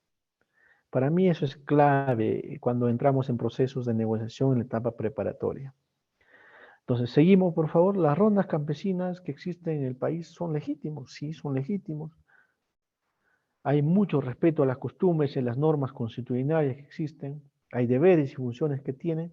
Y muchas de estas rondas campesinas están amparados ante el convenio 169 de la Organización Internacional del Trabajo. Y cuando, por ejemplo, vemos temas de consulta previa, tenemos que revisar este convenio. Tenemos que revisar la Declaración Universal de Derechos Humanos, tenemos que revisar las declaraciones sobre pueblos indígenas originarios, y ahí nos dan las pautas de cómo ver el tema de salvaguardas sociales y ambientales en el marco de respeto a los derechos humanos. Entonces, cuando estamos con este tipo de actores, señores, hay que entrar a una negociación previo a la generación de una confianza y respetando las normas constitucionales que existen en las comunidades. Seguimos, por favor. Ahí pueden ver algunas imágenes conversando con el presidente de una ronda campesina, por ejemplo. Aquí están unas funciones en muchos escenarios de donde intervenimos nosotros como profesionales. Siempre vamos a encontrar problemas, conflictos, diferente índole de conflicto, de conflictividad. ¿Y quiénes son los que están en esos espacios liderando para las negociaciones? Son las rondas campesinas. Entonces, ojo, cuando estamos en espacios donde existen estos tipos de organizaciones, no nos olvidemos de las rondas campesinas, ¿sí? No nos olvidemos de cómo están organizados, quiénes son los representantes, en qué espacios se reúnen, cada qué tiempo se reúnen, cuál es la agenda que toman, quiénes lo conforman. Es importante tener identificado a estos actores para negociar en el marco de alguna intervención que ustedes tienen. Porque si ustedes entran, por ejemplo, vamos a decir, entran a una comunidad campesina, ¿quién es el que tiene que informar a la comunidad de qué vehículos están en la zona, de qué actores? Es la ronda campesina. Yo me acuerdo en Puno, uno de esos tantos días de trabajo de campo, estuvimos saliendo de una comunidad y se ponen 3 personas adelante, ¿no? Y dicen, señores, ¿ustedes quiénes son? Por favor, muéstranos su identidad, cuáles son los objetivos de su intervención, porque queremos saber, en el marco de nuestras funciones, es pues saber quiénes están en nuestra comunidad. Y yo tuve que presentarme, decir que somos de la empresa tal, estamos haciendo ese trabajo, acá está mi carta de presentación, tengo acá mi photocheck, estas son mis funciones, toma mi tarjeta, dame tu número, queremos estar en comunicación, y si usted considera necesario estar en una asamblea o estar en un espacio donde ustedes quieren informar, avísenos con anticipación y nosotros los informaremos de nuestra presencia. No hubo, aquí hemos tenido problemas de avijeo, que constantemente vemos que entran y salen camionetas. Mira, ayer han entrado 2 camionetas, no nos han pedido permiso, han estado allá al fondo viendo algunos minerales y nosotros no queremos tener problemas. Entonces, Hugo, te sugiero que nos hagas llegar un documento y nosotros informar a la comunidad el motivo de su presencia.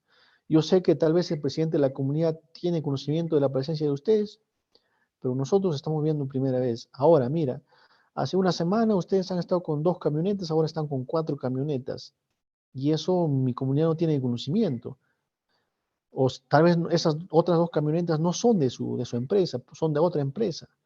Entonces, necesitamos saber qué placas tienen, quiénes son los conductores. Entonces, son temas que salen en el proceso de conversación con las rondas campesinas, ¿no? Porque una de sus funciones es velar por la seguridad y la cultura de paz en sus comunidades. Entonces, ojo, hay que tener escucha activa, qué es lo que están buscando y también respetar sus funciones que ellos tienen. Por ejemplo, en el norte del país también me pasó una vez, ¿no? Hay rondas campesinas que te cobraban el ingreso, pero te daban un ticket donde decía ronda campesina y el ingreso que generaban era para conservar y proteger la vía de ingreso a su comunidad, pero también para saber qué es lo que está ingresando y qué es lo que está saliendo. Porque según comentaban de que también hubo problemas de avijeo, problemas de robo y siempre revisan qué es lo que sale y qué es lo que ingresa. Entonces, es para prevenir conflictos. Las rondas campesinas también nos ayudan a prevenir conflictos, a solucionar algunas problemáticas de manera pacífica. Pero en algunas comunidades ustedes han visto algunas noticias hace años anteriores donde las rondas campesinas usaban su motivo de creación asociado a la violencia, ¿no? Y eso, yo conversé con muchos ronderos justo de esos temas y me decían, pues Hugo, eso no caracteriza a las rondas campesinas. Las rondas campesinas no buscamos esa violencia que normalmente se ve, sobre todo en algunas provincias de Cajamarca, ¿no? En el norte, que ustedes han visto. Entonces, cada ronda campesina también tiene un proceso de actualización de su junta directiva, como toda organización, pero siempre desde la lección que yo tengo aprendido en campo, hay que respetar sus funciones y hay que aclarar los temas de manera transparente. Pero si estamos ocultando algo, las rondas van a averiguar lo que estamos haciendo, van a averiguar nuestros movimientos, como ellos dicen, y si hay algo que no está bien, lo van a poner ante el pleno de la asamblea de la comunidad y ahí tenemos que dar cuentas, como dicen, tenemos que rendir cuentas. Entonces, el relacionista comunitario, en los procesos de negociación, para poder llevar una cultura de paz, una prevención de conflictos, o ante un riesgo social identificado, tenemos que identificar a las rondas y tener como aliados. Seguimos, por favor. Y aquí algunas fotos, por ejemplo, esto es también en el sur del país. He tenido la oportunidad de estar interactuando con algunas rondas campesinas. Y es importante también conocer sus obligaciones, como decía, ¿no? También estos ronderos o ronderas tienen obligaciones y rinden ante su comunidad. Cuando ustedes van a una asamblea comunal, hay una agenda donde dice, ya, los comités, primero, comité de ganadería, por favor, rendir cuentas ante la comunidad. Comité de turismo, rendir cuentas ante la comunidad. A ver, por favor, el presidente de la ronda campesina, ¿cuáles han sido los principales incidentes durante el mes en la comunidad? Hay que informar ante el pleno de la asamblea. Bueno, mira, o sea, el rondero siempre informa, ¿no? Nos hemos contactado con el proyecto tal, estos han sido los acuerdos, aquí está el informe, ellos están haciendo estas actividades, o si hay algo mal, informan, ¿no? Mira que hubo un incidente, un avigeo, se ha identificado al actor, o si es un miembro de la comunidad o un externo, tienen sanciones, ¿no? Entonces, ojo, no vaya a ser que uno de nosotros seamos sancionados ante un informe de la ronda, ante el pleno de una asamblea. Sugiero que nunca llegue a suceder eso con alguien de ustedes que trabajan en relaciones comunitarias y tienen interacción con rondas campesinas. ¿Seguimos? Bueno, es importante también identificar el método de Harvard, el BATNA. Seguro ya lo han visto, pero me gustaría que lo vean nuevamente aquí de manera breve. ¿En qué consiste el BATNA? Cuando uno va a una negociación, ya sea con rondas, con comunidades nativas, comunidades campesinas, en el marco de sus funciones, hay que tener un BATNA o un MAN. Ahora van a ver un poco en qué consisten esos temas. ¿Seguimos?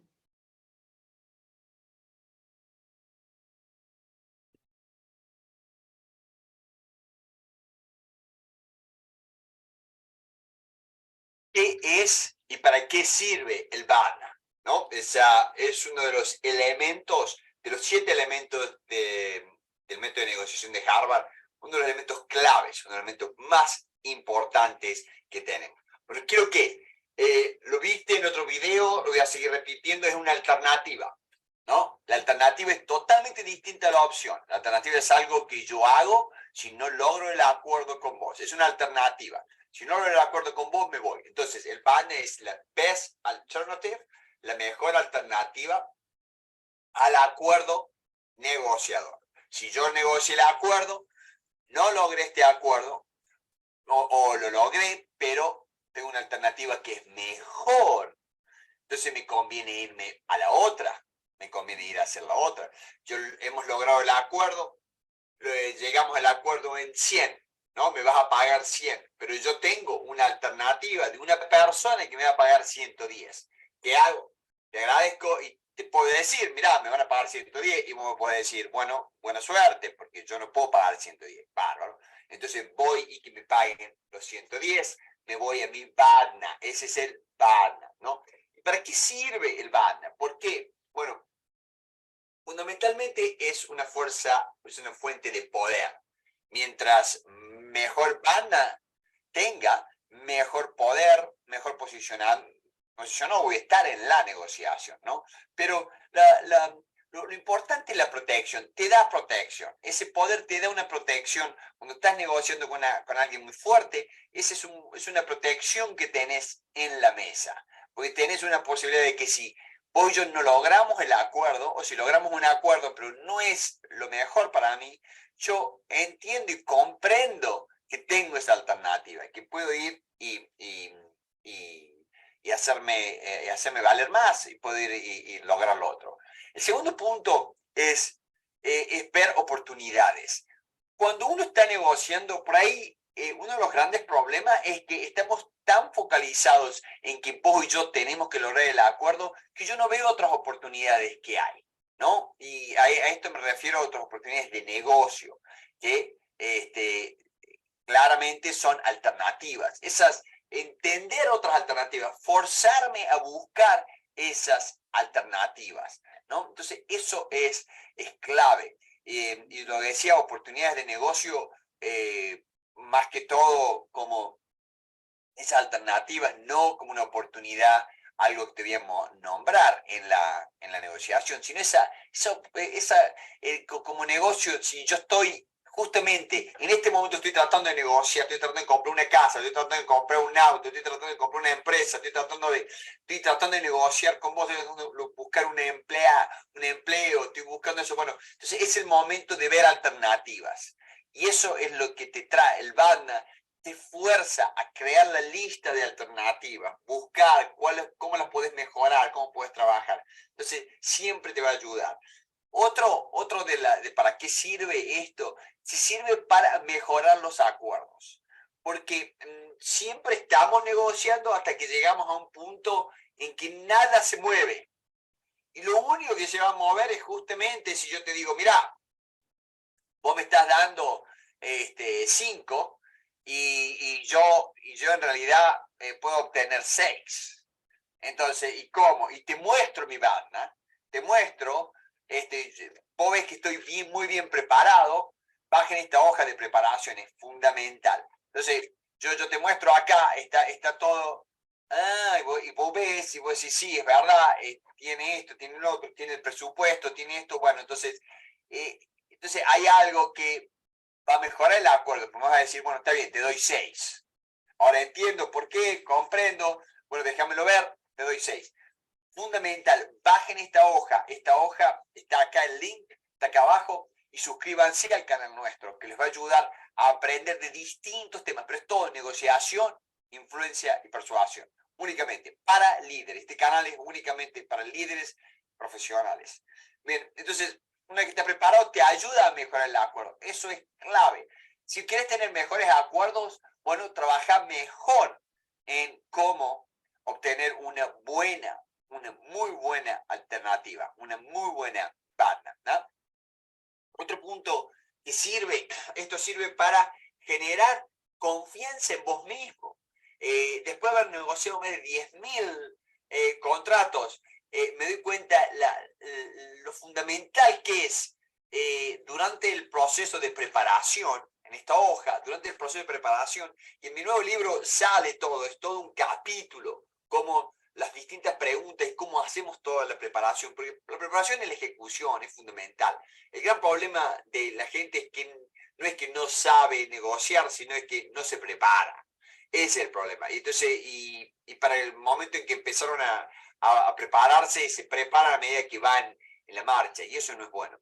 Pero te da confianza, el partner te da, como tenés poder, te da confianza, como te da una protección, te da confianza en vos mismo, en ti mismo, y necesitas esa confianza. Es bueno para hacer preguntas, es bueno para investigar más, es bueno para compartir otras cosas, así que la confianza es algo en uno mismo, uno empieza a confiar y realmente valore lo que uno tiene. Es clave porque uno sabe qué pedir y hasta qué punto no se va a ir moviendo. El otro puede jugarte distintos trucos para moverte, para hacerte mover el precio, para comprometerte a que prometas más, etc. Entonces, siempre trabaja, ¿no es cierto? Con el partner sirve para tener confianza en uno mismo. Otro punto, yo creo que el partner es la mejor forma para que no aceptes algo que realmente no te mereces. El Badna es lo que te ayuda. El Badna es que la pieza que, bueno, si no me das esto, yo acá lo obtengo por tanto. ¿No es cierto? Es la ambición. Cuando uno trabaja en ese Badna, uno lo tiene clara. La ambición ese es mi Badna, esa es mi alternativa.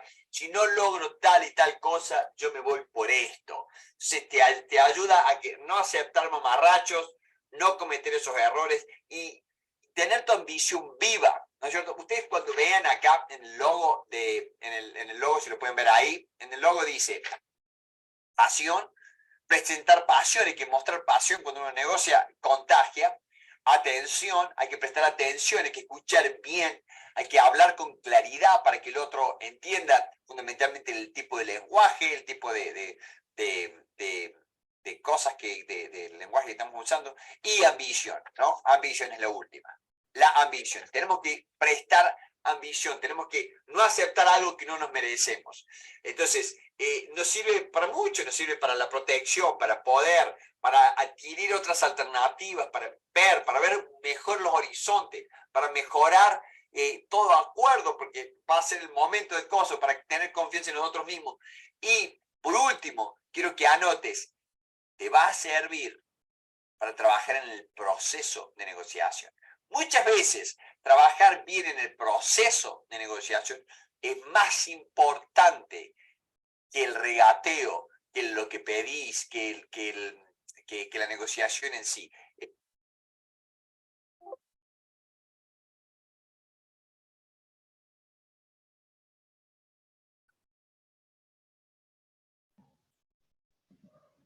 Muchas gracias, Nancy. Continuamos.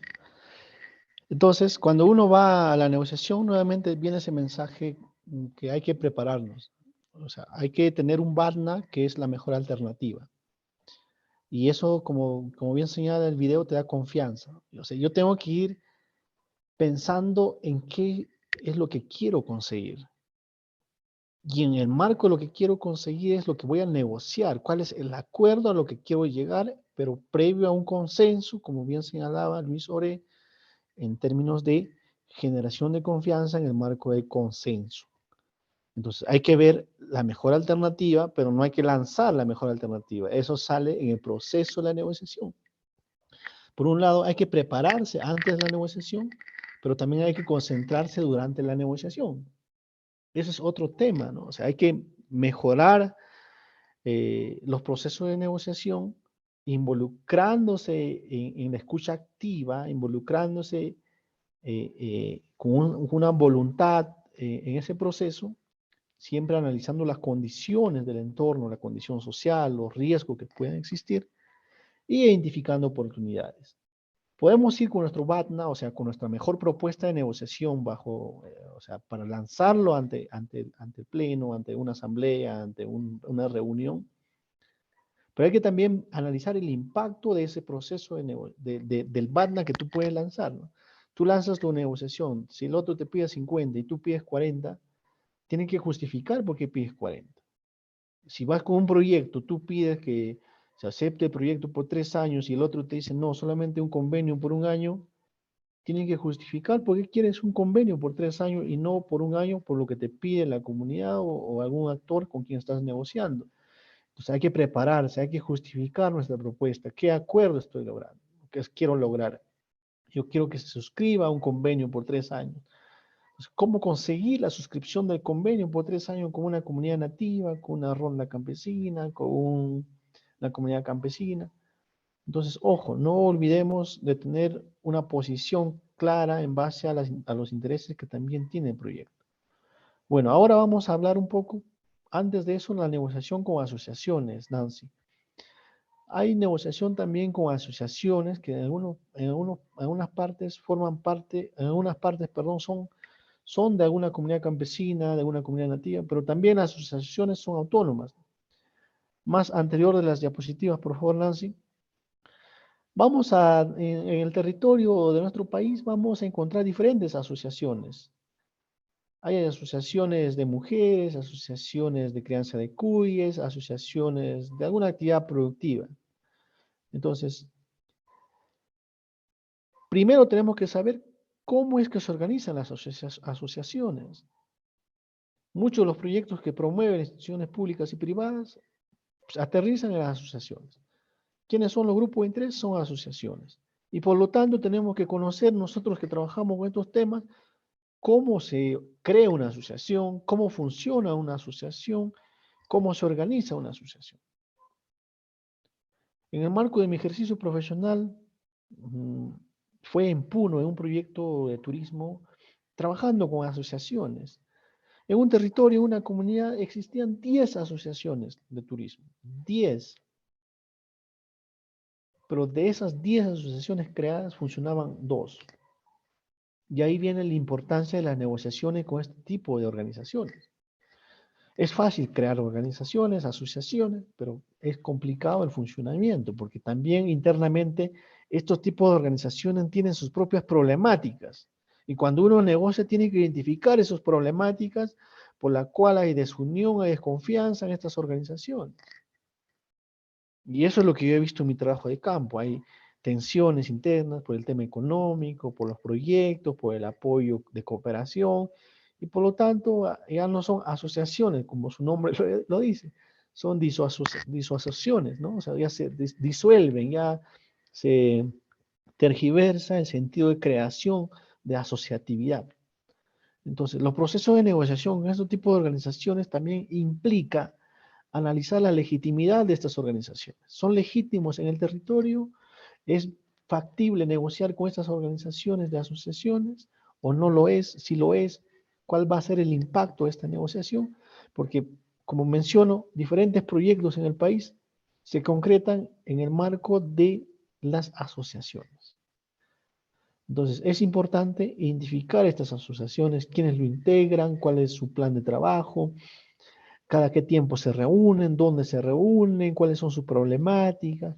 Hay que conocer las percepciones, que no es igual a una comunidad campesina, que no es igual a los ronderos. Estos tienen su propio horizonte, su propia hoja de ruta. Y por lo tanto, el relacionista comunitario, el que trabaja en temas de negociación, tiene que entrar a conocer eso. ¿Seguimos? Ahí algunas imágenes de algunas asociaciones con quien he tenido interacción. También en época de pandemia pueden ver ahí con tapabocas, como se dice, ¿no? Y es importante ver ese tema. Hay un video que ustedes lo van a ver luego, por el tema de tiempo ya vamos a avanzar. Vamos a entrar a la negociación intersectorial, multinivel y multiactor. Hay algunos principios, rescato el principio de imparcialidad, que siempre el negociador tiene que ver la posición donde está en ambos lados, está al medio, está de una parte, de cómo está su posición. Entonces, la negociación intersectorial es la reunión de diferentes sectores sobre un tema. El tema de agua, solamente lo tendrá que ver el tema de Midagri, el tema de la Autoridad Nacional del Agua, o también otros sectores. Hay otros sectores que tienen que reunirse para abordar la problemática del agua en una cuenca.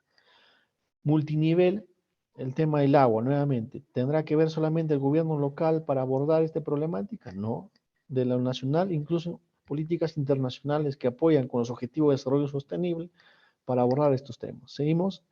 Entonces, la negociación va más allá de lo individual, ¿no? También es intersectorial, multiactor, multinivel. Y eso en el marco de lo que implica la gestión, ¿no? O sea, por ejemplo, si vamos a ver del Estado, tenemos que conocer el Estado, la estructura organizativa del Estado. Tenemos que conocer cuál es la soberanía y el poder que tiene el Estado, de cómo están organizados, para negociar. Porque también vamos a tener que negociar con instituciones del Estado. Si somos parte de un proyecto privado, que promovemos un proyecto, no solamente vamos a negociar con la comunidad, también tenemos que negociar con otras instituciones del Estado.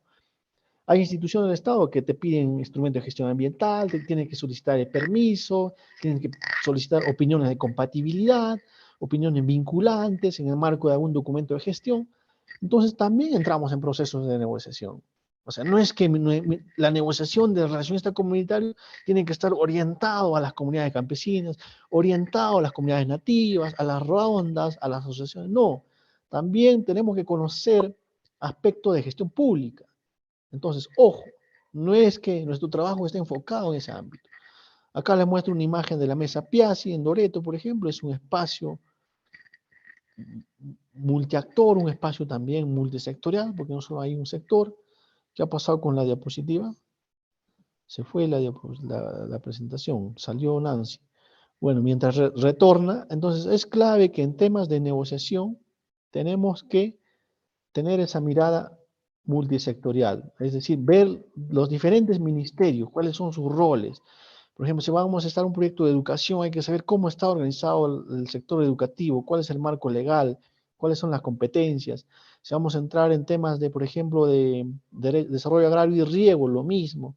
En temas de producción, de energía y minas, de vivienda, de construcción y saneamiento, de cultura, de inclusión social, diferentes sectores que hay en el Estado que tienen una hoja de ruta, que tienen un plan operativo institucional, y tenemos que ver cómo nuestro plan de proyecto, los componentes que tiene, se articula con eso, a lo que yo llamo siempre articulación multisectorial. O sea, en muchos de los proyectos que uno implementa hay que generar articulación. Y esta articulación tiene que ser multisectorial, multinivel, multiactor, porque finalmente lo que estamos haciendo es generar visión compartida y negociar los intereses que tienen estos actores, ¿no? No sé qué pasó con Nancy, hubo ahí un desfase. Bueno, voy a proceder a compartir. A ver, vamos a ver. Por favor, me confirman si se logra visualizar lo que voy a compartir. ¿Se está viendo? para avanzar. Entonces, también hay negociación multinivel, ¿no? Como repetí acá, por ejemplo, es un proyecto de la cual fui parte en 2016, 17, 18, con cooperación internacional, con la cooperación suiza, viendo proyectos de cambio climático en algunas regiones, y nuestra interacción era multinivel, multiactor. Aquí algunas imágenes, por ejemplo, de organizaciones en algunas regiones, donde uno participa no solamente con rondas campesinas, sino con municipalidades, comunidades, empresas, asociaciones, instituciones privadas, representantes de iglesia, multiactor en el territorio, y la complejidad es diferente, ¿no? Es mayor la complejidad, y la negociación también tiene que buscar oportunidades. Aquí algunas conclusiones. Para una negociación exitosa, no se olviden de su BATNA, de la mejor opción de negociación. Hay que conocer la estructura organizacional y normativa de, no solamente de comunidades campesinas, sino de diferentes actores. Respecto a las asociaciones, hay que verlas, identificar las actividades, las problemáticas, y hay que manejar las emociones. Y algunas recomendaciones: hay que analizar el contexto antes de negociar, hay que prepararnos, hay que cumplir los acuerdos. Podemos tener una buena negociación, pero se rompe la negociación cuando no se cumplen los acuerdos, los compromisos establecidos. Y una de las causas de los conflictos socioambientales que existen en el país es el incumplimiento de compromisos en las mesas de diálogo o mesas de trabajo que existen en diferentes temas. Entonces, no olvidemos de cumplir con los acuerdos de la negociación. Bueno, siempre digo, generemos relaciones comunitarias a largo plazo, relaciones duraderas, pensando en la sostenibilidad de nuestras intervenciones. Eso sería todo por mi parte. Voy a dejar de compartir. Muchas gracias.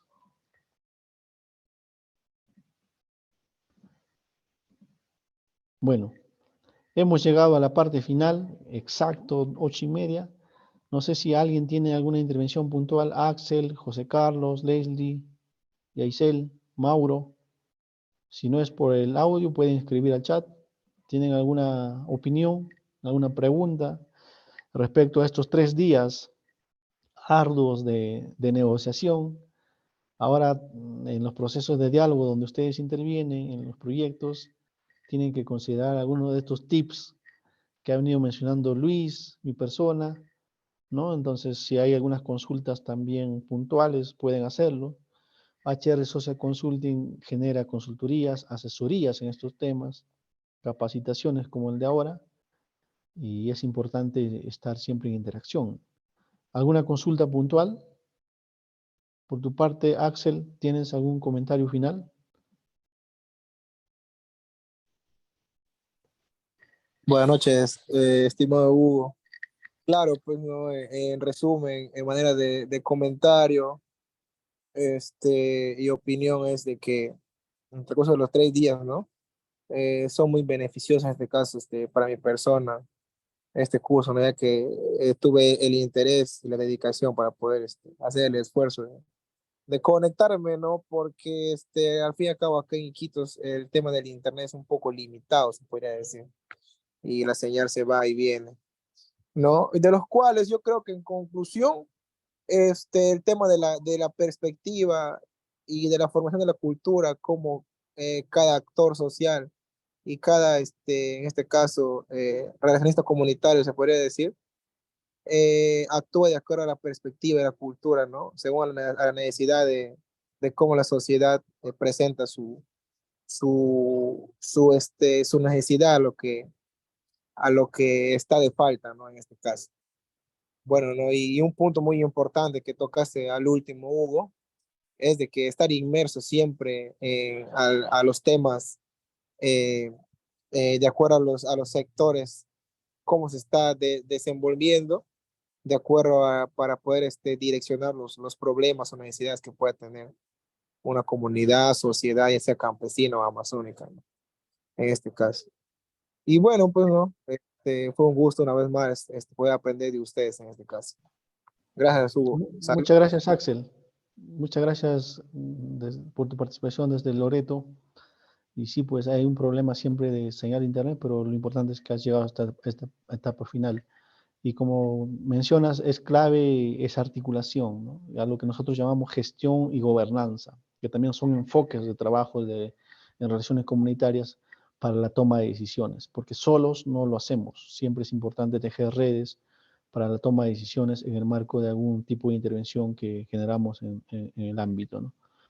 No sé si Axel ya está, José Carlos, Mauro, ¿alguna intervención final? Y si no hubiese, terminaríamos el curso de esta manera sobre estrategias de negociación exitosa. Sí, buenas Adelante, noches. Carlos. Muy bien. Un Buenas gusto. noches. Sí, bueno, agradecer a usted, Hugo, al doctor Luis, a los organizadores en general por el enriquecedor curso de esos 3 días. Definitivamente coincido con el amigo que antecedió la palabra. Es muy importante conocer esos temas en relación a lo que nosotros estamos actuando, ¿no? Interactuando constantemente. Definitivamente ha sido productivo y son puntos importantes que cotidianamente se van a aplicar en marco de las funciones que voy desempeñando, ¿no? Eso básicamente, y nuevamente agradecer por el temario que se ha tocado, cada punto preciso y ha complementado muy bien a lo que yo realmente actualmente estoy realizando. Muchas gracias, José Carlos, y gracias por confiar en HR Social Consulting. Esperamos seguir teniéndote en otras oportunidades. Bueno, si ya no hubiese alguna intervención, de esta manera yo estaría cerrando este curso de estrategia de negociación hasta otra nueva oportunidad. Muchas gracias.